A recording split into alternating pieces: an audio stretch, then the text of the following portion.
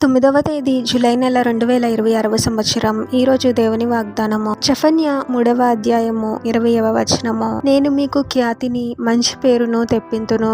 సహోదరి సహోదరులారా, మనల్ని హెచ్చించే దేవుడు మన ప్రభువు. అపవాది ఎప్పుడు కూడా మనల్ని ఏదో ఒక విధంగా బాధ పెట్టాలి అని, శ్రమలు కలిగించాలి అని, మనకు ఉన్న మంచి పేరును తీసివేసి అందరిలో అవమానము, నింద, బాధను కలిగించాలి అని ప్రయత్నిస్తూ ఉంటాడు. కానీ ప్రభువు మనల్ని ఆశీర్వదించి హెచ్చించి అందరిలో మనకు మంచి పేరు రావాలి అని, ఖ్యాతిని ఇవ్వాలి అని కోరుకుంటూ ఉంటాడు. మన తప్పుల వలన, పాపముల వలన, మరి ఇంకా ఏ కారణం వలనైనా కానీ మనకు చెడ్డ పేరు రావచ్చు. ఒకప్పుడు అందరి చేత మెప్పు పొందిన మనము తృణీకరింపబడిన స్థితిలో ఉండొచ్చు.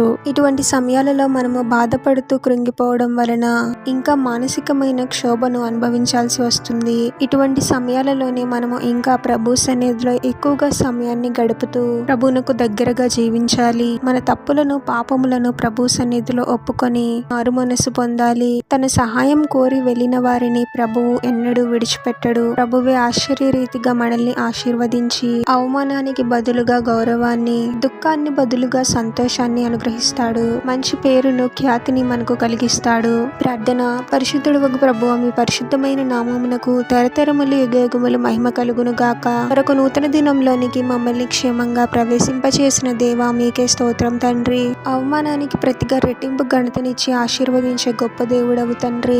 ఎవరెవరము ఎటువంటి శ్రమల గుండా వెళుతూ అవమానాలను ఎదుర్కొంటూ నిందలను అనుభవిస్తూ ఉన్నామో సమస్తమును ఎరిగిన దేవుడవు ప్రభువా. వారి మాటల చేత, క్రియల చేత బాధపడకూడదు, కానీ మీపై గొప్ప విశ్వాసాన్ని కలిగి నీకు నమ్మకంగా జీవించాలి తండ్రి. అటువంటి కృపను అనుగ్రహించండి ప్రభువా. మీకు వ్యతిరేకంగా మేము చేసిన ప్రతి తప్పుని, పాపముని క్షమించండి తండ్రి. మా జీవితాలలో మేము తీసుకునే ప్రతి నిర్ణయంలో, వేసే ప్రతి అడుగులో మీరే మాకు తోడుండి మమ్మల్ని ఆశీర్వదించి మా జీవితాల ద్వారా మిమ్మల్ని మహిమపరిచే, గణపరిచే వారముగా మమ్మల్ని దీవించమని ఈ ప్రార్థనలో ఏకీభవిస్తున్న ప్రతి ఒక్కరిని పేరు పేరున దీవించి ఆశీర్వదించి అభిషేకించమని, వారు చేసే ప్రతి పనిలో మీరే వారికి తోడుగా ఉండి వారిని అన్ని కీడుల నుండి, అపాయముల నుండి మీరే వారిని రక్షించమని ఈ మా మనవులన్నీ యేసుక్రీస్తు వారి పరిశుద్ధ నామంలో అడిగి వేడుకొనుచున్నాము తండ్రి. ఆమేన్.